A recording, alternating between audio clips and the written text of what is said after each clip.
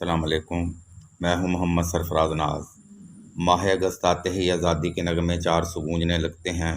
14 اگست کا دن جہاں ہر سال ہماری آزادی وطن کا عرصہ ایک برس مزید بڑھا دیتا ہے، وہیں ہر پاکستانی بانی پاکستان حضرت قائد اعظم محمد علی جناح کو دل کی گہرائیوں سے خراج عقیدت پیش کرتا ہے، جن کے ذہنی عزم نے ہمیں آزادی جیسی انمول دولت سے مالا مال کیا۔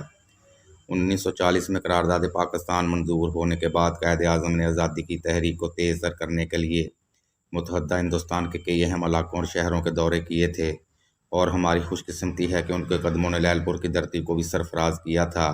وہ 17 نومبر 1942 کو 3 دنوں کے لیے لعل پور تشریف لائے۔ یہ ان کی اس دھرتی پر پہلی و آخری آمد تھی۔ تحریک آزادی کے ان جلسوں کا سب سے بڑا مقصد تو مسلمانوں میں آزادی کا شعور بیدار کرنا ہوتا تھا، جبکہ ان جلسوں کے ذریعے پارٹی امور کے لیے چندہ بھی جمع کیا جاتا تھا۔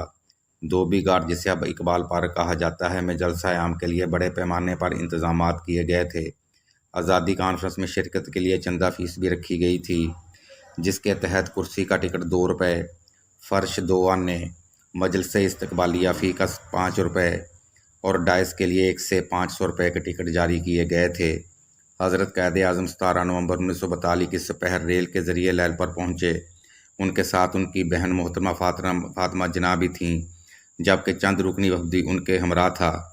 قائد اعظم کے استقبال کے لیے وزیر اعلیٰ پنجاب سر سکندر حیات خان کار کے ذریعے پہلے پہنچ چکے تھے۔ اس دن لعل پور کو دلہن کی طرح سجایا گیا تھا اور ہزاروں مسلمان سڑکوں گلیوں میں جمع تھے۔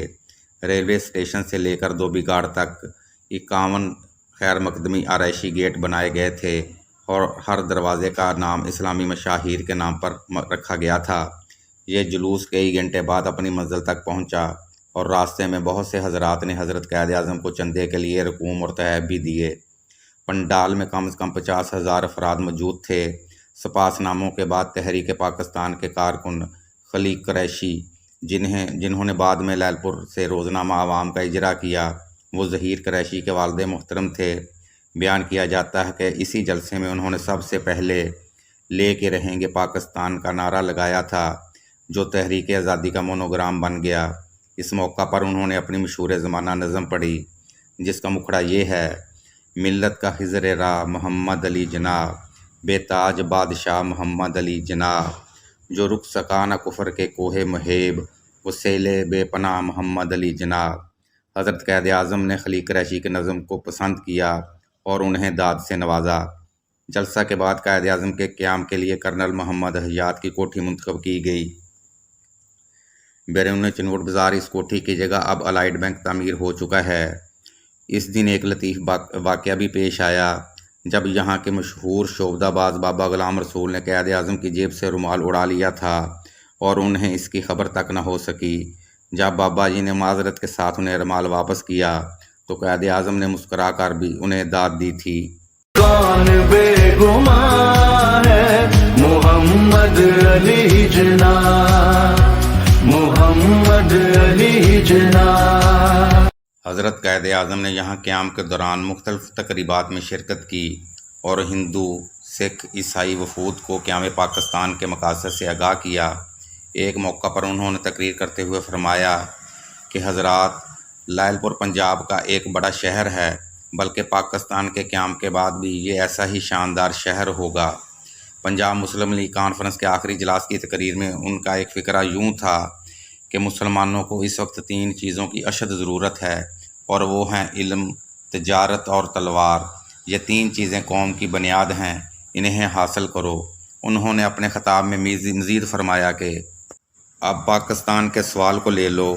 یہ سوال بالکل واضح ہے، بچہ بچہ جانتا ہے کہ پاکستان کیا ہے۔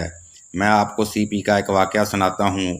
12 سال کا ایک بچہ پاکستان کا نعرہ لگا رہا تھا۔ میں نے اس سے پوچھا کہ پاکستان کیا ہے؟ اس نے کہا کہ ہماری حکومت۔ میں نے اس سے پوچھا کہ یہ حکومت کہاں قائم کرو گے؟ اس نے کہا بنگال، پنجاب، سرحد اور سندھ میں۔ میں نے پوچھا وہاں کیوں؟ اپنے صوبے میں یہ حکومت قائم کیوں نہیں کرتے؟ وہ کچھ گھبرا گیا، مگر 2 منٹ بعد اس میں ہمت آ گئی اور اس نے کہا اس لیے کہ وہاں ہماری اکثریت ہے۔ میں کہتا ہوں کہ جب بچے سمجھتے ہیں کہ پاکستان کیا ہے، تو یہ بڑے بڑے ہندو لیڈر اور یہ بڑے بڑے اخبار کیوں جھوٹ بولتے ہیں کہ ہم نہیں سمجھتے کہ پاکستان کیا ہے؟ میں آپ کو یقین دلاتا ہوں کہ وہ مجھ سے بہتر سمجھتے ہیں کہ پاکستان کیا ہے، مگر وہ سمجھنا ہی نہیں چاہتے۔ وہ چال چلتے ہیں یہ فریب بازی اس لیے کہ مسلمانوں کو کسی طرح اس پھندے میں پھنسایا جا سکے۔ قائد اعظم سعالی رہنما نکلا، لائل پور میں حضرت قائد اعظم کے جلسہ عام کی خاص بات یہ تھی کہ ہزاروں لوگ ان کی تقریر کے دوران مطالبہ کر رہے تھے کہ آپ انگریزی میں تقریر کریں، کیونکہ آپ انگریزی بولتے ہوئے ہمیں بہت اچھے لگتے ہیں۔ مگر مسکراتے ہوئے حضرت قائد اعظم نے یہاں اردو میں تقریر کی تھی۔ جب وہ یہاں سے رخصت ہوئے تو بے انتہا خوش نظر آ رہے تھے۔ ہزاروں لوگوں نے انہیں جلوس کی شکل میں یہاں سے رخصت کیا۔ قیام پاکستان کے بعد لائل پور کے لیگی رہنماؤں نے دھوبی گھاٹ میں حضرت قائد اعظم کی آمد کے حوالے سے ایک یادگار بنانے کی بہت کوششیں کیں، مگر یہ یادگار بن نہ سکی۔ تاہم ہمارے لیے اتنا ہی کافی ہے کہ اقبال پارک ان کی یادگار کے طور پر ہمارے پاس محفوظ ہے۔ ہمیں آزادی کی دنیا